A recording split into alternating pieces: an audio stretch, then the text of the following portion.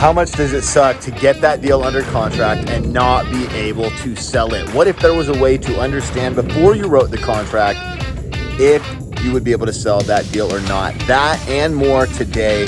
We are going to talk about how to know if a lead is actually a good lead and or a deal is actually a good deal. So let's get into it. Look, numbers vary. The process doesn't. So there's flags we look for to tell if they're a real seller or if they're, a time waster, or if they're a wholesale seller or a real seller but just a retail seller. And so these things will help you. These flags in this video are going to help you to know what to look for, to know what to say to a seller, what to ask them to find out, is this really a good lead? Now, here's the thing. You will save yourself from tying up deals that you shouldn't tie up if you understand these things. Because a lot of times what happens is when we're new or when we go into new markets that we don't understand as well, we don't know the numbers on, or we don't have comps, etc., we're trying to make deals so bad that we come across a lot of deals and the numbers kind of look okay or maybe even look really good, and we end up not being able to sell them, and we're like, what's wrong? And 9 times out of 10, if we go back to what we're about to talk about in this video, we would have sniffed it out and said, hey, wait a minute, something doesn't add up here. I haven't figured out really why this person is a wholesale seller, or this isn't really a wholesale deal to begin with. Now, if you are new here, make sure to smash that subscribe button below and hit the bell for notifications of videos. If you haven't done so already, smash the like button as well. And I hope you leave a comment below, introduce yourself. Love to connect with you in the comments below. So let's get into it.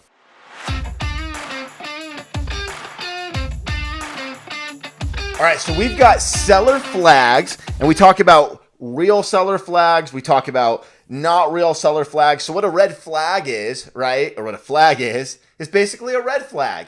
And that red flag tells us, like, hey, this might be not a real seller, or wow, this sounds like a real seller, or wow, this sounds like a wholesale deal, or this sounds like a real seller that's a retail seller maybe.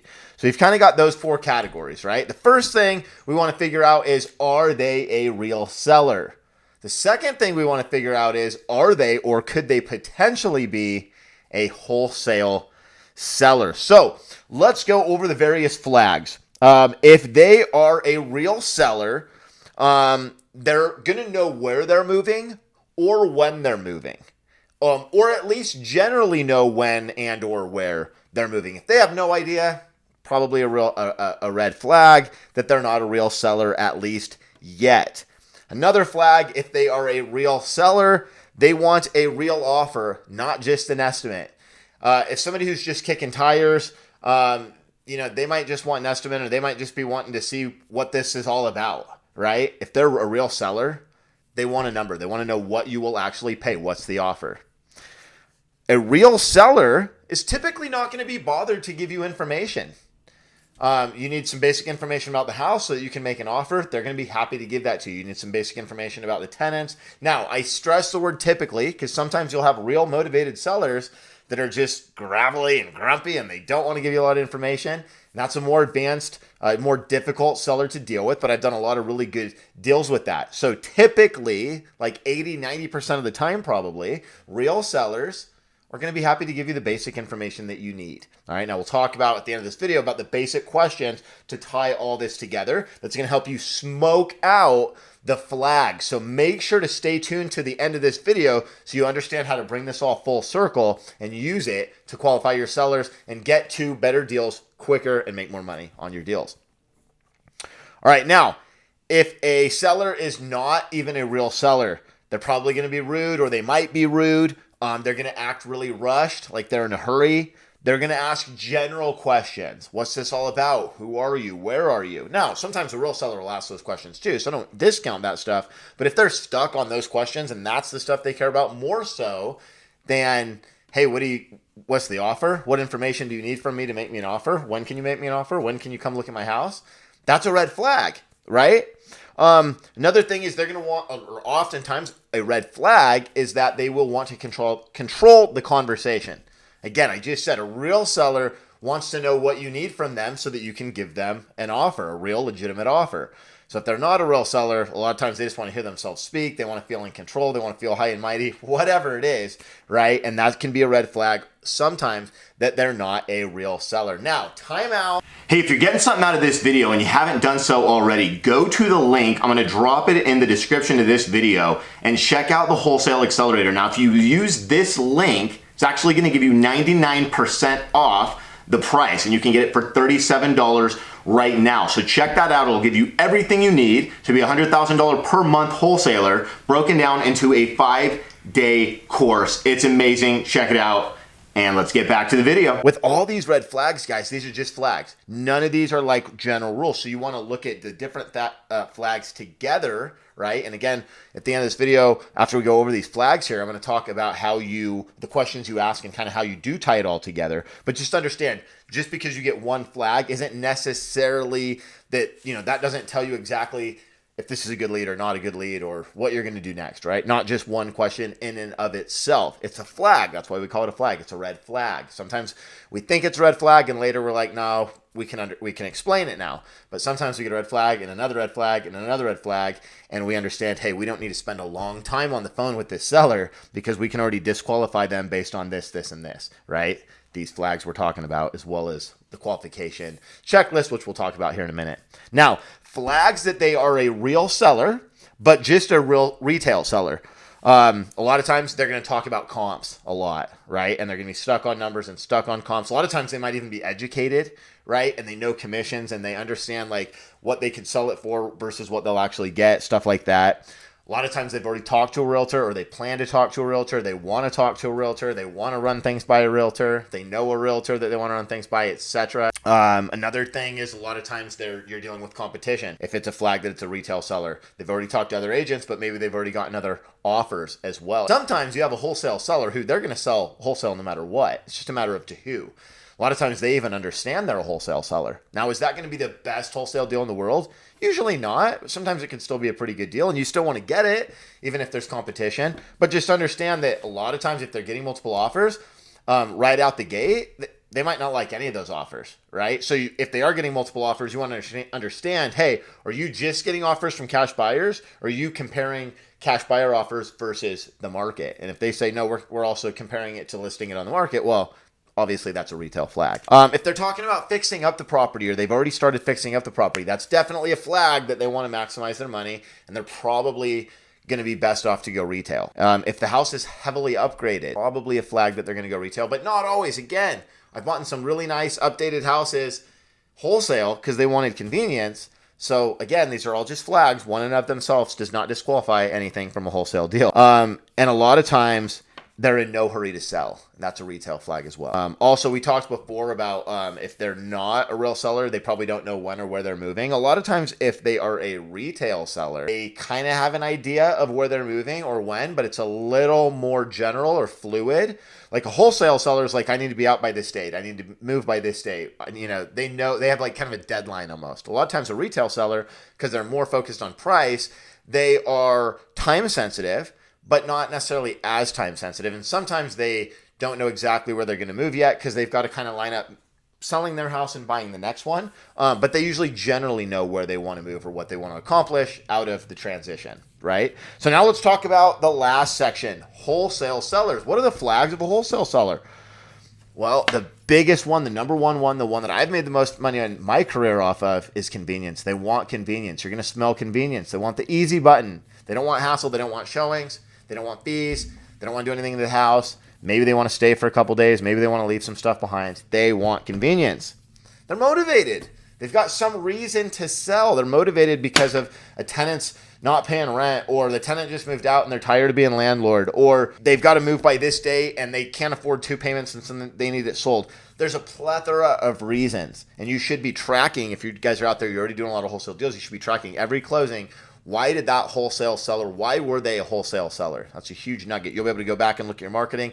This data, that if you keep it, just keep track of this data. That data will tell you in your business where you can spend money to make more money and what works best. So make sure you're tracking that data. That's your KPI. Sometimes they're going to be distressed. Now, distress doesn't mean that the house is falling apart or that their situation or their life's falling apart. Now, it could mean either or both of those things, but it could just mean that the house is a pain in the butt and selling it's stressful and difficult.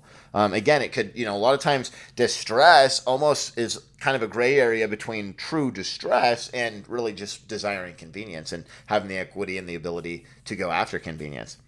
A lot of times a flag for a wholesale seller is going to be that they're coachable, right? They're a real seller. You already got the flags for that they, they kind of know when and where they're going to move and these other things, but also they're coachable. Like if you have all of the you have a lot of these wholesale flags, but they're kind of like off on their price a little bit. They're usually, if they're a real wholesale seller, going to be kind of coachable. And then they're going to understand the difference. Oh, I was thinking this, but yeah, that makes sense. What you're saying, that I would have closing costs and that they would do inspections and I would have commissions and these things, right? They'll understand that stuff. Maybe they didn't already think about it. Maybe they hadn't already talked to anybody about it and gotten that far in the process yet, but they are a real seller. And when you say it to them, they're open to listening and it makes sense. If they're really closed off to being coachable at all, then that usually means that they're either not a real seller or they're just a retail seller. All right. And oftentimes a wholesale flag is that they want to quick close. If they want to close quickly, now look, it's not always. Sometimes it is that they have a foreclosure coming this week or something's going on this week, but a lot of times it's just they want to be done. And so, hey, if I'm hitting the easy button here to sell my house wholesale, I want the cash in hand and the property not on my mind as quickly as possible. So it doesn't necessarily mean they have to close in 7 days, but they do want to close quick. They want to close in 30 days. They want to close in 2 weeks, something like that. All right. So now I told you guys at the end I would bring it all together. What are the questions you can ask a seller to verify if they're a real seller or if they might be a wholesale seller, right? Now, if you've gotten to this point in the video, make sure that if you haven't already done so, smash the like button. If you're not subscribed yet and you're this far already, you probably want to watch some other videos. Go to my channel, check out the playlist, but also make sure to hit the subscribe button, hit the bell, and please leave me a comment so we can connect one-on-one in the comments. All right, I've got a lot of playlists, live deals, and all this stuff in action on my channel, so go check it out when we get done with this video. All right, let's get into it. What are the questions you ask the seller so you don't have to spend tons of time on them and you can figure out quickly, are they a real seller? Are they maybe a wholesale seller? Well, the first thing you want to know is the address. If you can't pull up the property, you've got a challenge. If they don't want to give it to you, remember what we talked about, people being rude, rushed, sketchy. A lot of times it's a flag that they're not a real seller in the first place. But you want to get the address, you want to pull it up. The first thing I like to ask them is how much they want for it. Now, a lot of times they're not going to tell me up front, so then I'll ask, well, how much are your neighbors selling for? But it's not really that big of a deal if they don't tell you at this point. They're still probably going to tell you, right? But you might get something out of them. So it's good to ask that up front. It also shows that you're a real buyer, you're confident. You're like, well, hey, what do you want for this? From there, I want to know when and where they're moving right? Because again, if they don't know this stuff, that gives me the flags I need. From there, I want to know who lives in the property, right? And if it is an owner occupied, is it vacant or is it tenant occupied? Now again, obviously, if they're like, well, no, I'm not moving, I don't live there, then it's vacant or tenant occupied. Vacant, you've got this is a very real, probably a seller, unless they're like just happened to got your marketing, but they were actually just about to rent it out again and tenants just moved out. Usually they're calling because they want to sell it regardless, right? If it's vacant. If it's tenant occupied, it depends. A lot of times they're real motivated and other times they're just like, well, hey, let's see what I can get for it. So you're going to need to get a little bit more information, but that's a good flag that they could be a real seller and that they could be a wholesale seller, because having a tenant and being able to sell it easily and avoid carrying costs and fix-up costs to put it on the market, plus all those fees, is a huge advantage to landlords, which helps you get a wholesale deal. So you want to know the occupancy. You want to know if it's owner occupied, when and where they're going. If it's vacant, you want to know how long it's been vacant.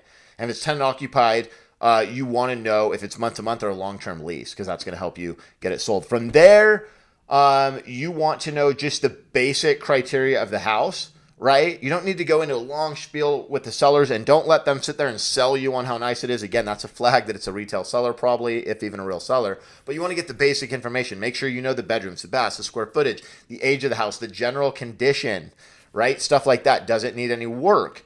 And that's probably going to be about it. I like to then ask them, hey, have you talked to a realtor yet or any other buyers? At least know where they're at. Because again, guys, those are flags. And then ask them point blank, would you sell the house today, or at least sign a contract, if you got the price that you liked and the terms that you liked, as far as the move out date, whatever the situation is? And if they don't say yes, that's a huge red flag, right? Obviously, maybe it's going to be follow-up lead or whatever, right? But if it's a real seller ready to go, that question is going to tell you everything. In fact, if the answer to that is not yes, I don't even make an offer. I follow up with them until it's ready, time to make an offer. Because until they're committed, it's going to be very hard to bridge the gap between the retail and the wholesale price, even if they are going to end up being a wholesale seller, because they're usually just not there yet. But if they're ready to go, now you've really got something. All right, so they're committed. You've got all the basic information. Then I'll usually hit them up again and say, all right, well, look, I give them the value proposition. You're not going to have fees. You're not going to have people going through the house. I make sure that they understand. We talked about being coachable. Make sure that they understand all the benefits and the cost savings of working with me. And then I hit them up for the asking price, what I call asking price number 2. What's the least they would take for an as-is offer? Sometimes they give a price, sometimes they don't. But guys, with all those questions, you should now be able to get off the phone, tell them, hey, I'm going to call you back with an offer, or I'll be at the house tomorrow, depending on if you're going to make the offer over the phone or in person. But you should be able to now get off the phone and know, are they a real seller? Are they maybe a wholesale seller? Then run your comms, make them a super low offer, and I'll tell you what to do next in the next video. Like, subscribe, comment, go to the page, check out the playlist, and have that notification on because the next video is picking up where we left off. I'll see you next time.